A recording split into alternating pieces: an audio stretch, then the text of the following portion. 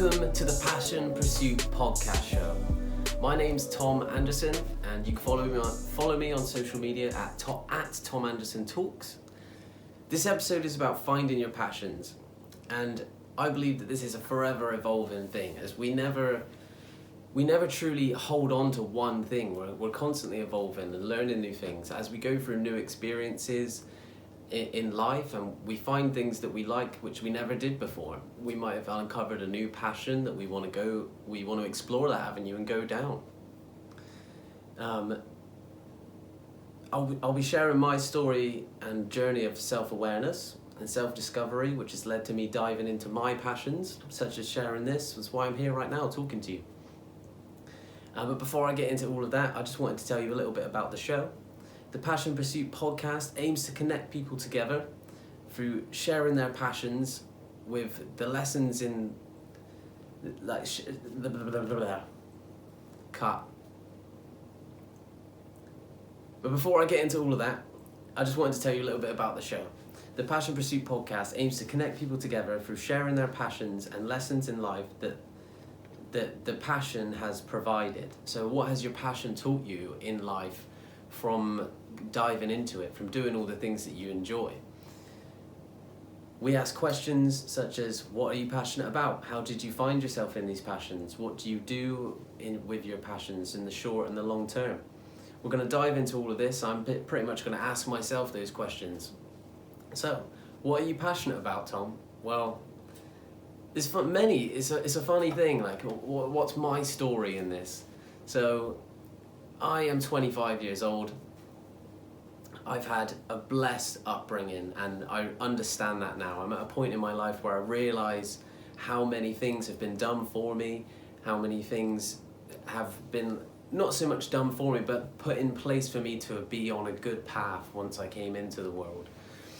I'm not super wealthy or anything in that sense, but the fact that I'm able to make this podcast is just a factor of like showing that I have more than enough. So I've been on a whole journey of gratitude myself, and it's a forever evolving thing that we're learning on how to train ourselves to constantly think in a positive way, so that we're moving in a positive direction towards things which are going to serve us as opposed to things which aren't going to serve us.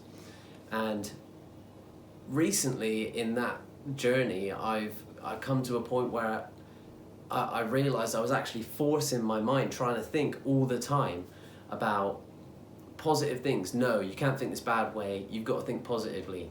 You can't think like this, you've got to think positively.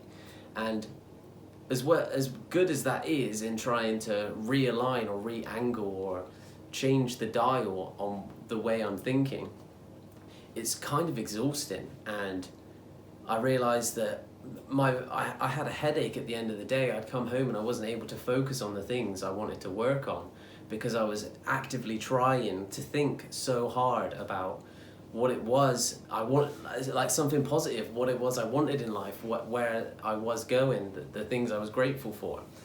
And what I've been trying to learn is it's less about doing that all the time. You can't be 100% in control. A lot of the time we're on autopilot, and we go through this kind of realization moment in life, or plenty of them, where we kind of we realize that we're in control of everything, and we kind of focus in and hyper analyze everything we're doing, which is great because it allows us to pick out some bad habits. It allows us to pick up good ones. It allows us to remove people from our lives which were holding us back from the things we wanted to achieve. Not that they're bad people. I mean, they could have been, but from my circumstance at least, no one has been a bad person. They just weren't assisting me on the journey I was on, or the trajectory I was on. But what I mean by this is there's a kind of lesson I've been learning, a quote, if you were, that I said myself. And I was telling my family about it. I told my mum, and it really actually helped her out. And she's been trying to tell herself this kind of notion anytime she gets caught up in a way of thinking. And that's to nudge the boat and allow the river to carry it. And what I mean by that is, don't hold on to the the thoughts and then be pushing the thoughts every single time. Get in the boat, push it once, and then let your thoughts carry themselves. So if you want to be thinking a certain way, cast the thought into there, nudge the boat. Think, I'm gonna be super positive today. I'm gonna have a great day today. I'm gonna be grateful for all the little things today. And that's you setting the dial. So once you set that dial or you nudge the boat, you've pushed it out onto the river, and then you just have to allow your mind to feed you the momentum and the thoughts and the experiences that will come to you, because you're now looking at it through this lens, or you're cruising on the river in this boat. And you've nudged it, you're going the direction you want to go in. So it's just a little phrase I came up with to try and assist myself in not getting too caught up in those things. But why that relates to my passions is I would constantly, I was never diagnosed as a kid, and it's a typical story now, I realise, but I feel like I have, you would say ADHD or ADD, or I just kind of call it a unique way of looking at things or doing things or order of processing things. And I've always been trying to find my flow with how I want to do things. So how I learn, whether I fit the bills, because at school it was one of those things where I got it, I could do it, but I didn't want to do it. It didn't excite me. There was only certain subjects which did excite me, and those were psychology, film studies, and sociology.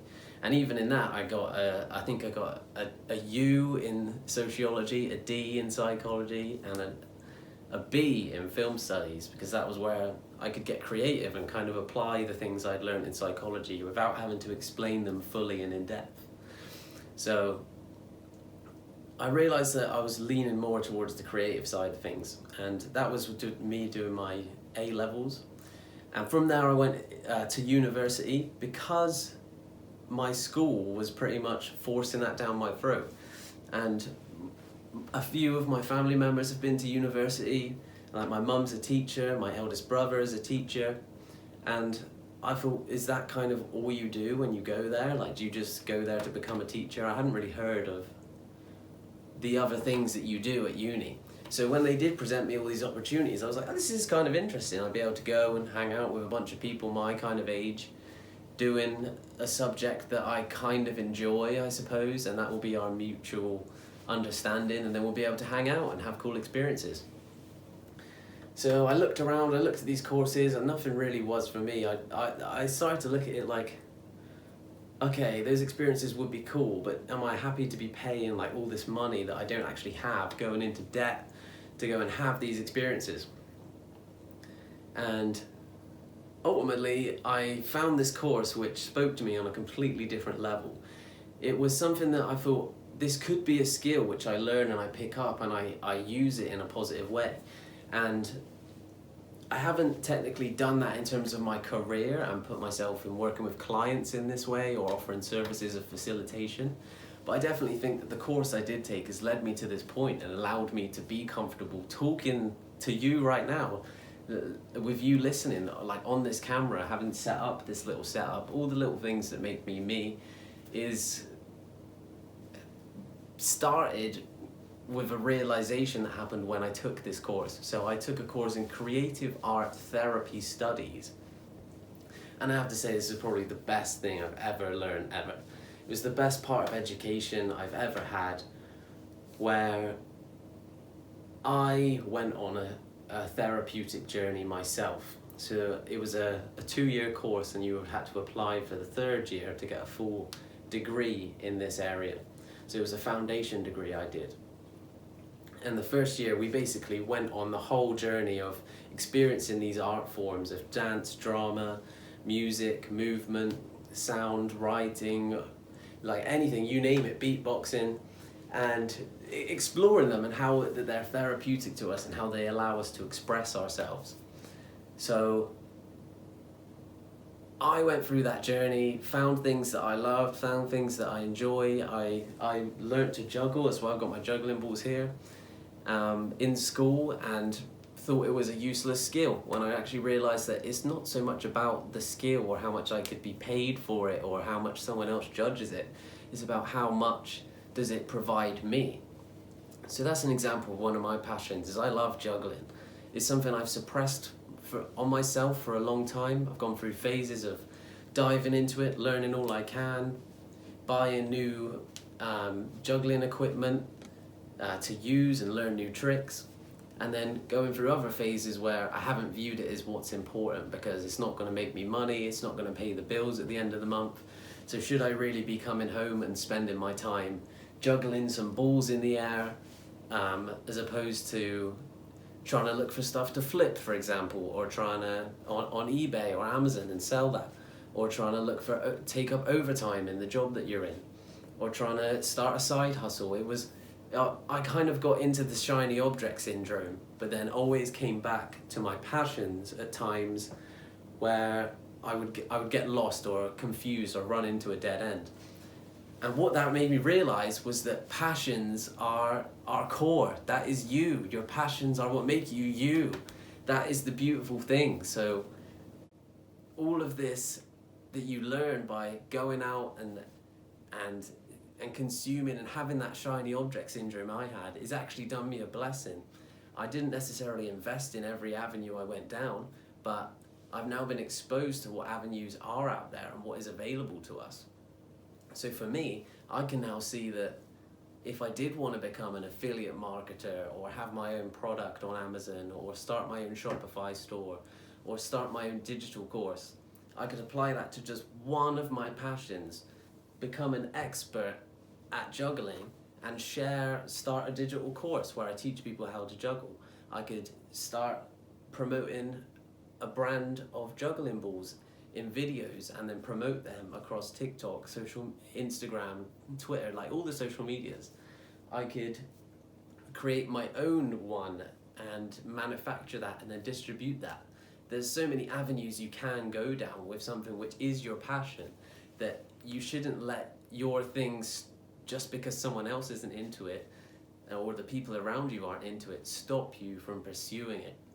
And I think that is a magical thing to take away, because I'm a person which seems to have many passions, and I find it hard to separate when I'm doing one and moving into another one.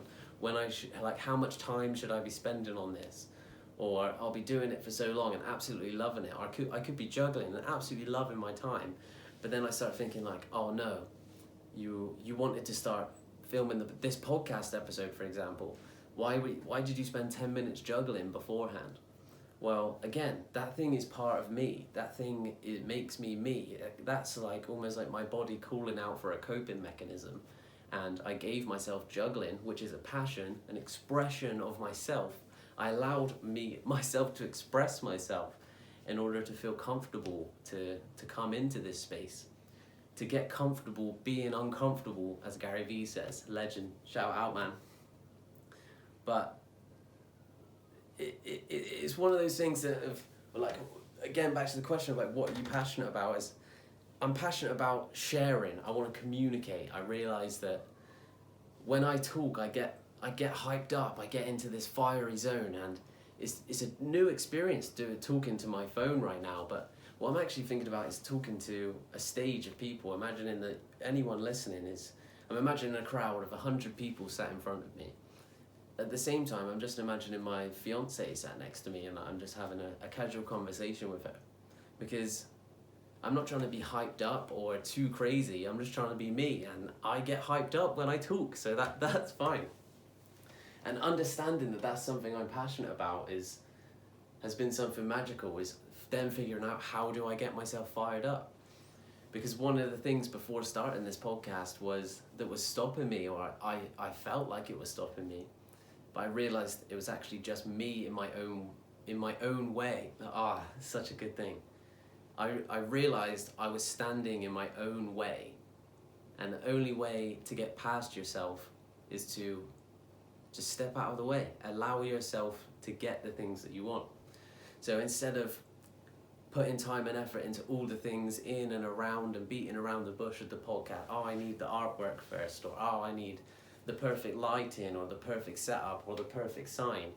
As much as I'm grateful that I put in the little bit of time and effort which I made into this simple setup, it makes me feel more comfortable. It's allowed me to then be here and be fired up and talk, but only because I executed. I'm executing right now.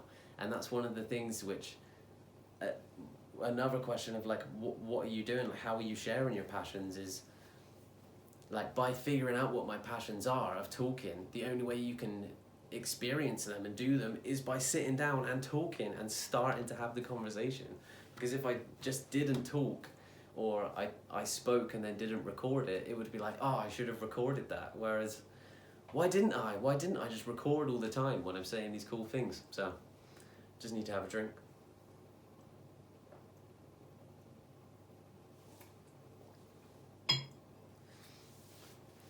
But when I'm saying these cool things, so my passions, I'm just going to sort of list it out there. It's like, it's juggling. Beatboxing is another passion of mine. I call it a passion because I see it as an expression of myself. It's something that I love to do in my spare time. When I don't even think about it, it comes out of me.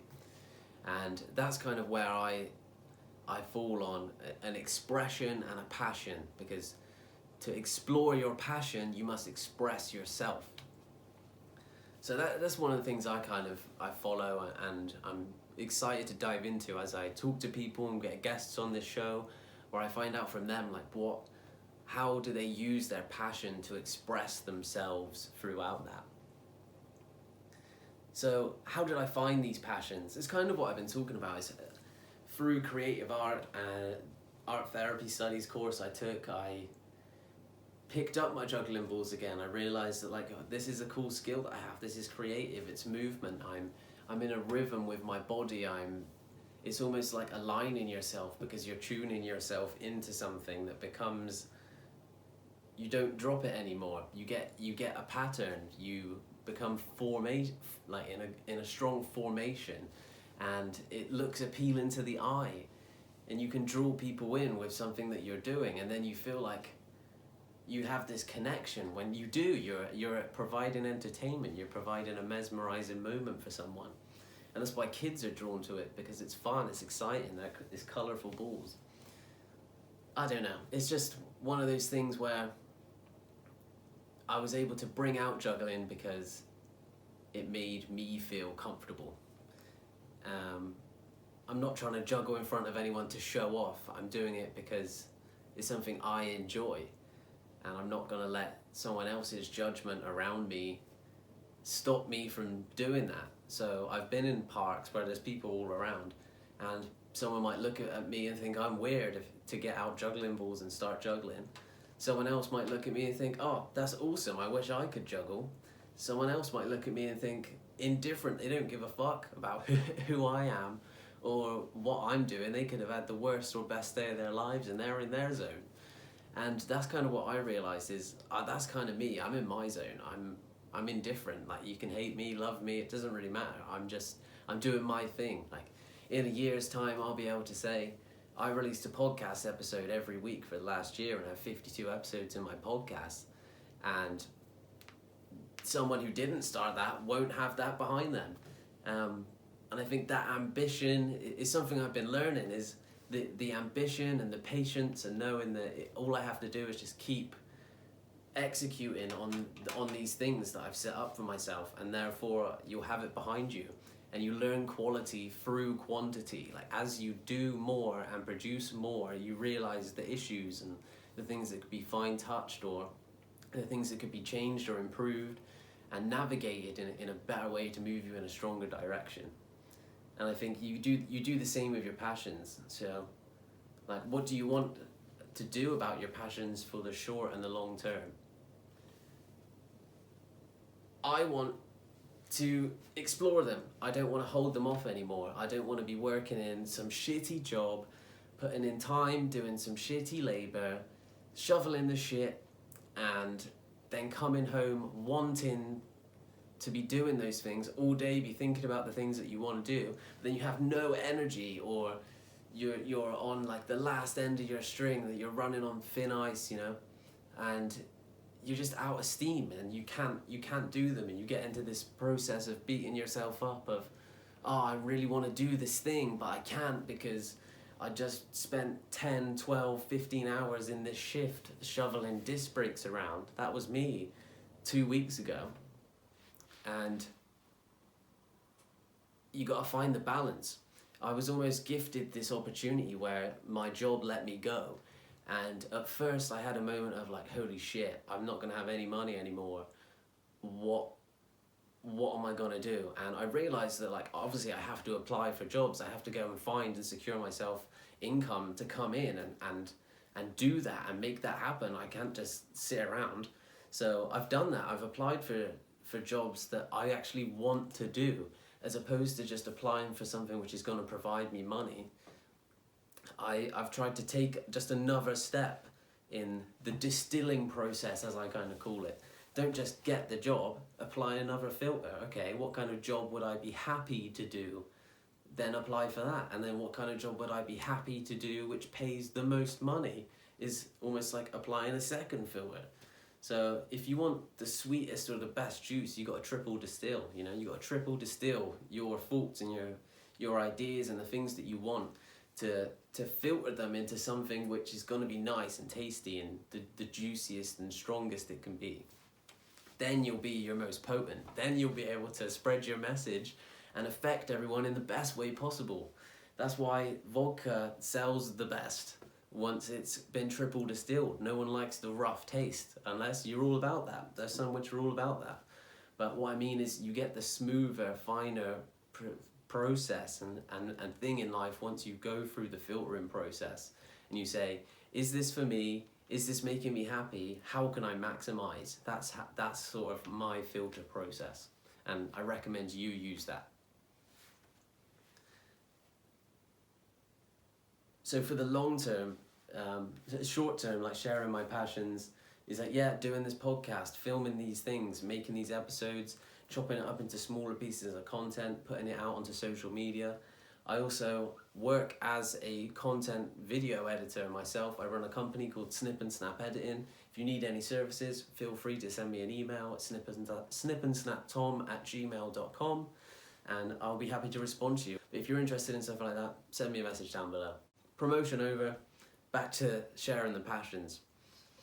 But again, that's something I want to do in the long term, is make business out of this. So I'm not going to be able to do that unless I put this message out there, unless I make these episodes and record these things, unless I say and I ask and I put the message that I'm open for work. No one's going to hire me. So it's about putting yourself in the limelight to allow an opportunity to happen. And that's where it sort of moves me on to my next question, is like, how, like, are you sharing your passion with the world or people in your community? For me is like, yes, I can say that. I'm active on social media now. At the start of this year, I really made the push to create an account on social media platforms like TikTok, Instagram, Twitter, LinkedIn, Snapchat, Facebook, and sort of brush them all up, clean it up, and start posting there every day, because it's something Gary Vee said. He's been a big part of the motivation in me to get here, but is to realize that if you don't have content, then who the fuck's going to be listening to you? Like, everyone's on their phone. That's why I'm recording this on my phone instead of getting a camera. Everyone's on their phone. So if I don't make content and I don't post that to the social media platforms, how am I going to be able to share my passion in the most efficient way? So here you go. That's that triple distilling process. Again, the filtering process. It's like, okay, how can I do this? If this is what I want to do, I can't just expect people to come to me and be like, oh, you're amazing, like let me work with you, or I figured something out where you can make money. There's people that say to me like, oh, you have such a positive way of thinking, or a unique way of thinking about things. And that again goes back to me feeling about ADHD, but I think it's just a unique way of doing things that others don't do it in that way or think about things in that way, and then it leads your way of doing it to be unique or new or exciting. And that's why people want to work with you. whether that be for money or experience, and just hear your message and the value that you have to provide. So yeah, I am sharing my passion with the world. People in my community, I want to be able to contact local businesses in my area and talk to them about their social media game. I'm trying to present a package of myself, and by making this episode, it's almost putting clout, if you want to say, behind me, in a portfolio where I can say, look, I've done this is what I've done, this is how I work, this is where I separate things, and if you want to work with me, I can do this for you too. I also share with my family. I go to family meetings, and I'm making a push to do this more this year. It's been hard with COVID, obviously, seeing our families, but I want to do that more this year. I've been to one already since Christmas, so 2 meals. So a Christmas meal, and then a meal in sort of January that I went to. As we go into February, I'm sure there'll be another meal, and I want to make that at least a monthly occurrence, because my family is a big thing that drives me and pushes me, and whether they're on board with the things that I say or not, whether they listen to the show or not, it doesn't matter. But if they find value or receive something good from this, which inspires them to do something great, then amazing. The same to anyone who's listening to this. But I do love them. They fire me up, and they make me realize something, why I want to do this even more so. So I encourage that to you. If you have family members and they might not agree with you right now, but just keep doing what you're doing. Keep going down your path. If you know that something's right for you, keep doing it. And eventually they'll see that, oh, that's worked out for him. I can't question him on that or query him on that anymore, because he's stuck to his guns. Like, that's you now. It's something I don't want to dive into too much in this episode, but I will in later episodes. Is I'm vegan. I have been for 5.5 years. I got into it before it was trendy, as you want to say. But I got a lot of pushback from that. So many people criticised what I was doing, my family, my friends. And now when you look at it, so many more vegan products are in the shops. I've converted, or not so much so, but just by doing what I'm doing, my fiance is now vegan. 2 of my close friends are now vegan. My mum has vegan days, which is again in the right direction. My family, my brothers are more open to it. They're exploring new ways of nutrition. But what I mean is, just by me doing my own thing and sticking to what I was doing, I've been able to affect those people around me in a positive way. So that's what you should do too. If there's something you love, keep doing it. I know there's pushback, but just keep doing what you're doing. If you know that it's right for you, keep doing it, and eventually you'll have the results to show. What can you do right now, today, after this episode, to move yourself to a happier place? And does it involve your passion? So what I mean by this question is, what is it you want to do in life? What do you want to do with your time here? What do you want to get out of working every day? Why are you saving money? Why are you going to work? Why have you got a house? Why have you got a car? Why are you starting a family? Are you in a relationship? Do you want a relationship? All these things are stuff that needs to be considered for you to decide which angle you want to go, which direction you want to go in, which would ultimately lead to you deciding every day, every morning, which radio station you want to set your internal dial to. If you want to go this way and you want to hear those positive things, you need to set your dial to that frequency. You need to be listening to those positive things, and that are going to fill you and lead you down a path of wanting to then do and execute on those things, which will lead you further and closer and more towards that. But without setting that dial, or even knowing where it was you wanted to go in the first place, you have no reference to set your dial. So what can you do right now is, are you in a position where you know what you're passionate about? Is there a hobby you've been doing for a long time? Is there a book you've been reading which you love and you can't wait to tell your friends about? Is there someone you found on social media? It could be this podcast that you want to share with a friend or a family member. Please do, by the way. But whatever it is that you have, or that you're interested in, or that you want to share with the world, or bring to the world, or to yourself, or have for yourself. If you're not external and wanting to put things out there, what is it that you can do for yourself to move yourself forward? Is there time in the day where you could gift yourself mindfulness moments? Is there times in the day where you could meditate, maybe on the bus to work, on the walk home? It doesn't have to be sat still. You can meditate just by having active thought and listening to your thoughts, allowing them to come and allowing them to pass, not getting caught up in the moment, not getting caught up in these things. But I think if, depending on where you are in your journey of self-awareness and self-discovery and knowing how you tick, basically, that determines how you take advantage or what your next step is. So you could need to start that journey of self-awareness, self-discovery, start thinking about how you tick. When you're doing something or you're frustrated, take a step back and ask yourself, does this really annoy me, or am I just getting caught up in the moment? Because in the bigger picture, like, we're tiny, nothing really matters. Like, nothing matters at all. And that can make you feel pretty small and pretty shit. But that's also the most empowering thing I've ever heard at the same time. Because it then means whatever I want to matter is what matters. If me spending time filming this episode matters, it matters. If me spending time juggling matters, it matters. Whereas to someone else it might not, but that's not their world, it's my world. And for you, it's your world. Whatever you've got going on is what you should be doing. So I encourage you to, after this episode, leave a like, subscribe, do all of that jazz, but do the thing that makes you happy, that makes you tick.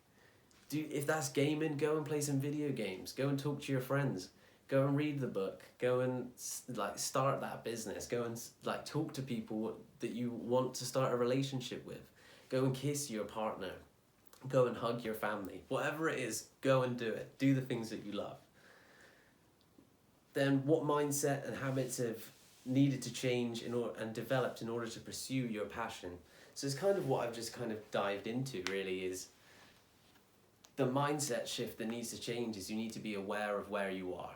And if you're not aware of where you are, you're not going to know how to get to what you want. We all know what we want. We want this, we want that, we want this, we want that. But if we don't realise where we currently are and be grateful for where you are, because you probably already have more than enough. Let me say that again. Be grateful for where you are because you probably already have more than enough. No, I know it that you already have more than enough. That you are enough just as you are. With no external things around you, this table, this sign, my phone, anything. Me just being me, I am enough. For me, you are enough for you. Okay? Take that. And that's pretty much going to sum it up. I've got some things I'll let you know about the future. But I do want to share my slogan of this channel and the sort of slogan which I've committed to myself. It's a sign that my mum actually bought me years ago, about 5-6 years ago, which has been on my bedroom wall and it's been there every day. I wake up, I see it. Every day I come home, I see it. And I think subconsciously it's layered in to me without me even realising what it's done. But that is, feed your ideas, defend your beliefs, share your passions, and free your mind. And to me, what that means is feed your ideas. If you have a thought, if there's something you want to do, if there's something you're passionate about, if there's an interest you have, feed it. Allow yourself to explore it. Dive into it. Feel like if you have an idea, write it down in the notepad on your phone or the little paper in your wallet.